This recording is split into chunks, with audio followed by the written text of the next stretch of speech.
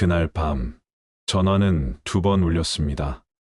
아빠, 그리고 침묵, 신호음만 길게 끊겼습니다.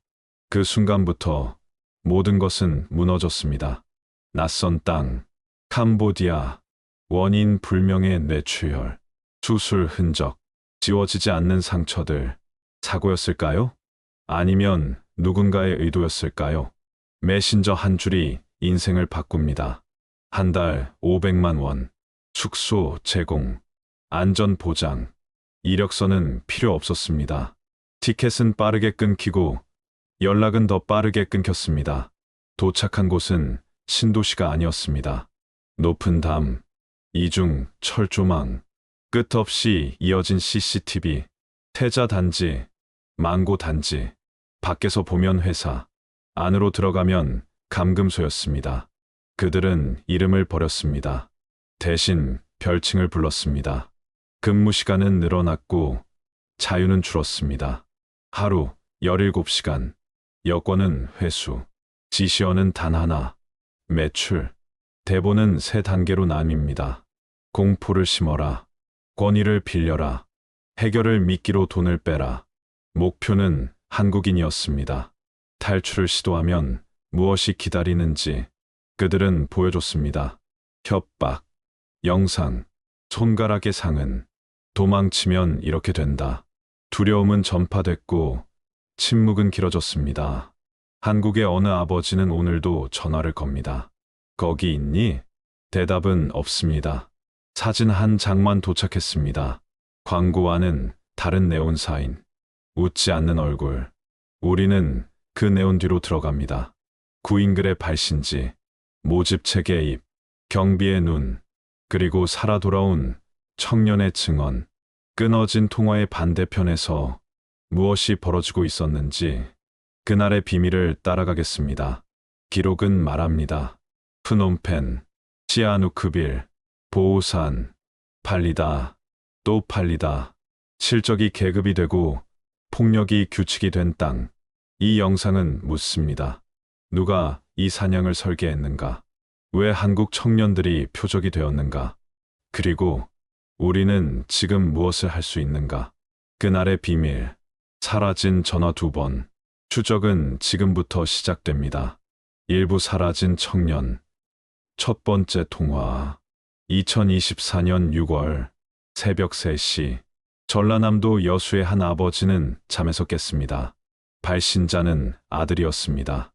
3달 전 좋은 일자리를 찾았다며 캄보디아로 떠난 아들. 한 달에 500만 원씩 건데요. 걱정 마세요.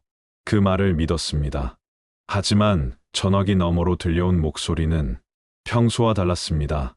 아빠, 나 괜찮아. 숨을 고르는 소리, 뭔가를 참는 듯한 짧은 정적, 괜찮으니까 걱정하지 마. 그리고 끊겼습니다. 다시 걸었습니다. 통화 중 또 걸었습니다. 전원이 꺼져 있습니다. 아버지는 알 수 없는 불안을 느꼈습니다. 하지만 아들은 성인이었고 괜찮다고 말했습니다. 그렇게 사흘이 지났습니다. 여보세요? 낯선 남자의 목소리였습니다. 당신 아들이 캄보디아에서 쓰러졌습니다. 지금 병원에 있어요. 빨리 오셔야 합니다. 뇌출혈, 원인 불명, 의식 불명. 그 말을 듣는 순간 아버지는 몸이 굳었습니다. 28, 아직 젊은 나이, 건강 문제는 없었던 아들. 왜? 어떻게? 아버지는 24시간 만에 프놈펜에 도착했습니다. 병원 중환자실, 산소호흡기를 단 아들의 얼굴, 그리고 그 몸에 새겨진 설명할 수 없는 상처들, 타박상, 멍자국, 팔목에 긁힌 흔적, 그리고 머리 뒤편의 봉합 자국. 사고였습니다. 병원 측의 설명이었습니다. 계단에서 넘어졌다고 들었어요. 하지만 아버지는 의문을 품었습니다. 계단에서 넘어져서 이렇게 될 수 있을까? 침대 곁에는 낡은 수첩 하나가 있었습니다. 아들의 것이었습니다. 아버지는 펼쳤습니다. 매니저 김, 룸 4F, shift 8am 에서 1am. 그리고 문장 하나.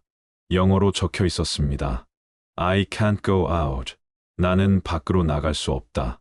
이건 단순한 사고가 아니었습니다. 2부. 네온의 이면. 캄보디아 남부. 시아누크빌. 한때는 조용한 어촌 마을이었던 이곳은 2010년대 중반부터 급격히 변했습니다. 중국 자본의 유입, 카지노 건설 붐, 그리고 네온 사인으로 가득 찬 밤거리. 겉으로 보기엔 화려했습니다. 하지만 그 빛 뒤에는 빛보다 짙은 그림자가 있었습니다. 한 달에 500만 원, 숙식, 제공, 한국어 가능한 환경, 경력 무관, 한국의 온라인 구인 게시판, 텔레그램 채널, 오픈 채팅방, 이런 문구들이 매일 올라왔습니다. 청년들은 믿었습니다. 합법적인 일자리라고, 고객 응대 업무라고. 그렇게 많은 청년들이 비행기에 올랐습니다. 도착한 곳은 시아누크빌의 한 단지. 이름은 태자 단지. 또 다른 곳은 망고 단지. 사진 속 건물은 깨끗해 보였습니다.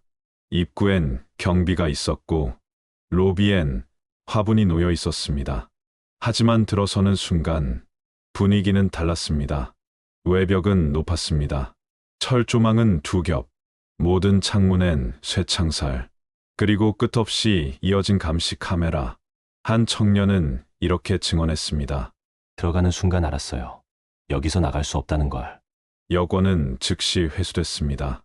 핸드폰도 검사를 받았습니다. 모든 앱은 통제됐고 전화는 허가제였습니다. 가족에게 연락할 때는 매니저가 옆에 있었어요. 뭐라고 말할지 미리 정해뒀어요. 잘 있어. 돈 잘 벌고 있어. 그 말만 하라고. 아들은 웃지 않았습니다. 사진 속 그의 얼굴엔 표정이 없었습니다. 카지노 간판 앞, 붉은 조명 아래, 그 뒤로 보이는 철조망. 그가 믿은 것은 합법적인 일자리였습니다. 그가 서 있던 곳은 감옥이었습니다. 3부, 매출의 노예들, 단지 안, 4층 건물 한 칸, 창문 없는 방. 거기엔 20명의 한국 청년들이 있었습니다.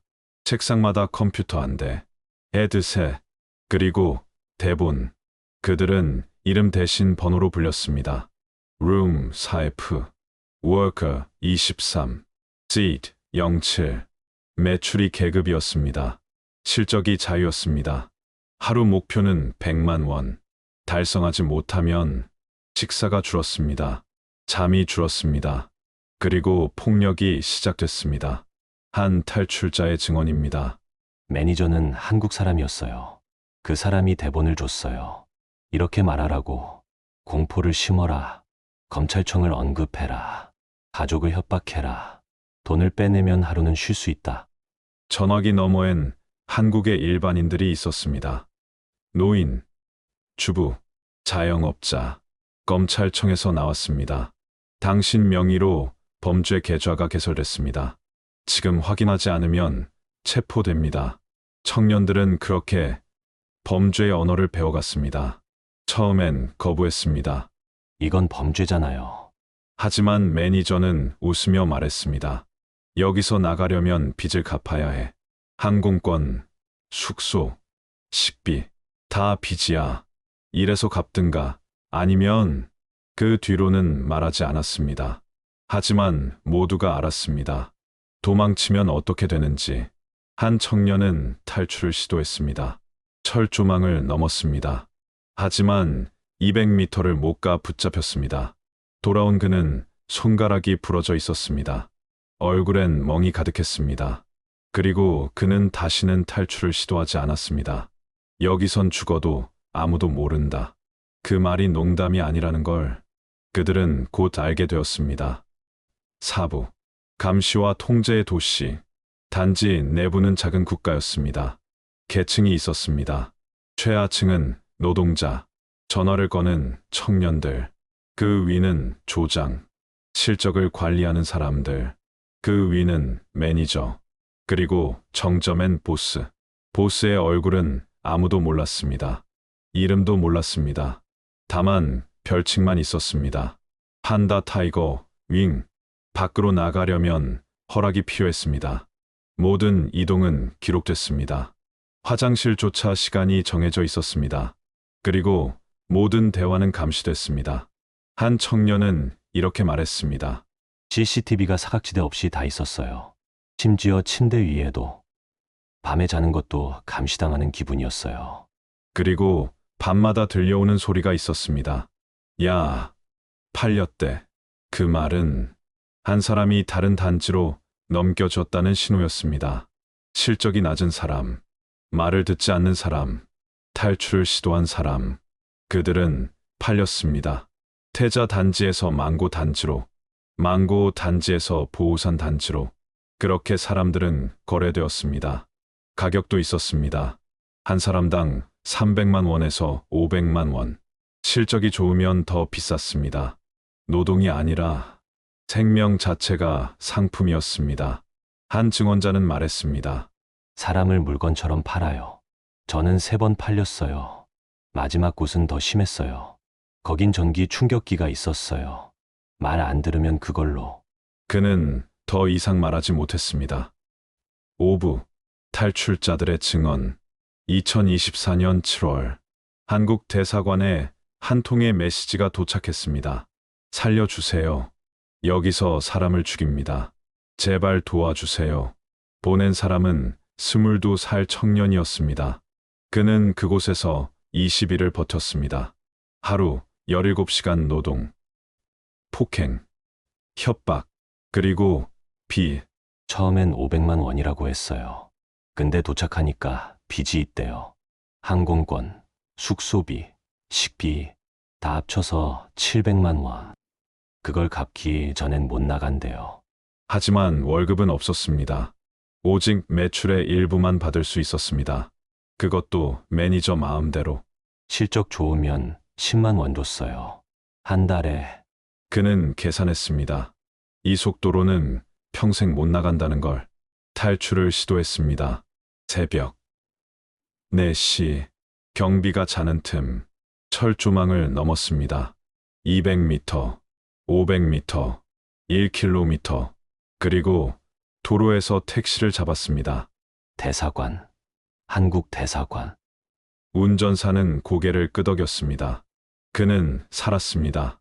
하지만 그가 남기고 온 사람들은 아직 그곳에 있었습니다. 같이 있던 형들 얼굴이 기억나요. 눈빛이 다 비슷했어요. 두려움. 그리고 체념. 한 형은 말했어요. 나는 이미 죽은 거야. 그냥 움직이는 시체일 뿐이야. 그는 지금도 악몽을 꿉니다. 철조망, 매니저의 목소리, 그리고 돌아오지 못한 사람들의 얼굴. 6부, 죽음의 사원. 2024년 7월 18일, 캄보디아 프놈펜 외곽, 숲속에서 시신 한 구가 발견됐습니다. 몸 곳곳에 전기 충격 자국, 찢어진 손목, 부러진 갈비뼈, 그리고 머리에 둔기 흔적.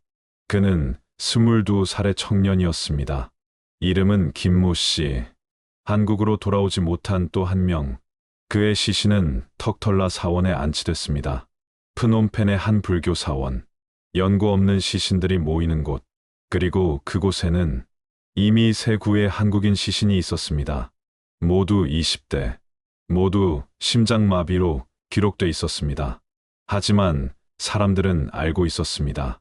그건 살해의 다른 이름이었다는 것을. 한 현지 활동가는 말했습니다. 매년 한국 청년들이 와요. 그리고 매년 누군가는 돌아가지 못해요. 시체로 발견되거나 아예 발견되지 않거나. 캄보디아 경찰은 수사를 시작했습니다. 하지만 진전은 없었습니다. 증거는 사라졌고 목격자는 입을 닫았습니다. 왜냐하면 그곳엔 돈이 있었기 때문입니다. 권력이 있었기 때문입니다. 한 청년의 아버지는 말했습니다. 아들을 데려가고 싶어요. 한국으로. 하지만 비용이 시신 운구 비용 200만 원에서 500만 원. 가난한 가정에겐 큰 돈이었습니다. 그렇게 어떤 청년들은 고국으로 돌아오지 못한 채 턱털라 사원에 남았습니다. 이름표 하나, 작은 영정사진 하나. 그것이 전부였습니다. 7부 지워진 목소리. 한국, 어느 지방 도시의 작은 집. 한 아버지는 매일 같은 일을 합니다. 국제 전화. 아들의 번호. 신호음. 거기 있니? 대답은 없습니다. 아들아. 신호음만 길게 이어집니다. 또 겁니다. 10번, 20번, 100번. 어느 날부터 번호는 사라졌습니다. 연결할 수 없는 번호입니다.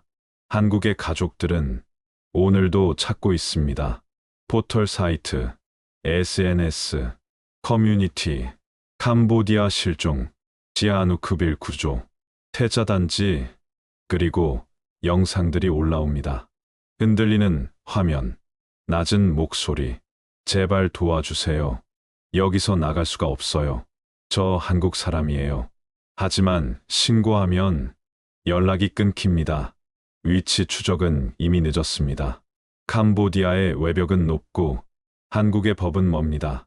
그 사이에서 사람들은 지워진 이름이 되어갑니다. 한 어머니는 말합니다. 아들이 보낸 마지막 사진이 있어요. 카지노 앞에서 찍은 사진. 웃고 있는 것 같은데 눈은 안 웃고 있어요. 그게 마지막이었어요. 신고는 계속됩니다. 하지만 구조는 더딥니다. 왜냐하면 그들은 자발적으로 간 것이기 때문입니다. 사기를 당한 것이 아니라 일자리를 찾아간 것이기 때문입니다. 그래서 가족들은 스스로 움직입니다. 모금, 청원, 언론 제보. 제 아들을 찾아주세요. 누구든 도와주세요. 그 목소리는 오늘도 디지털 공간에 떠돕니다. 8부, 기억해야 할 이름. 그날의 전화 2번. 그 뒤로 들리지 않는 목소리들. 그리고 지금도 계속되는 메시지들. 월 500만 원 가능. 숙식, 제공. 한국인 매니저. 경력 무관. 즉시 출국 가능. 사냥은 여전히 진행 중입니다. 무대만 바뀌었을 뿐 2024년 한 해 동안 캄보디아로 떠난 한국 청년의 수는 수백 명으로 추정됩니다. 그중 몇 명이 돌아왔는지 정확한 통계는 없습니다. 왜냐하면 그들은 공식적으로 실종자가 아니기 때문입니다. 자발적 출국, 연락 두절. 그것만으로는 수사가 시작되지 않습니다. 하지만 우리는 압니다. 선한 얼굴 뒤에 악이 숨어 있었다는 것을, 합법이라 믿은 그 길 끝에 감옥이 있었다는 것을. 이제 우리는 묻습니다. 누가 그들을 팔았는가? 누가 그들을 방치했는가? 그리고 다음은 누가 될 것인가? 이 영상을 보는 당신에게 부탁합니다. 월 500만 원. 그 문구를 보면 의심하십시오. 즉시 출국. 그 말을 들으면 경계하십시오. 확인하십시오. 회사명, 사업자 등록번호, 근무지 주소, 그리고 다른 사람의 후기. 만약 주변에 캄보디아 취업을 고민하는 사람이 있다면 이 영상을 보여주십시오. 만약 연락이 끊긴 가족이 있다면 대사관에 신고하십시오. 그리고 포기하지 마십시오. 디지털은 잊지 않습니다. 하지만 사람은 너무 쉽게 잊습니다. 그날의 비밀, 사라진 전화 2번. 기억해 주세요. 그들은 아직 돌아오지 못했습니다. 이 영상은 실제 사건을 기반으로 제작되었습니다. 현재도 캄보디아, 라오스, 미얀마 등지에서 유사한 범죄가 진행 중입니다. 의심스러운 해외 취업 제안을 받으셨다면 외교부 영사 콜센터로 문의하세요. 그날의 비밀은 계속됩니다.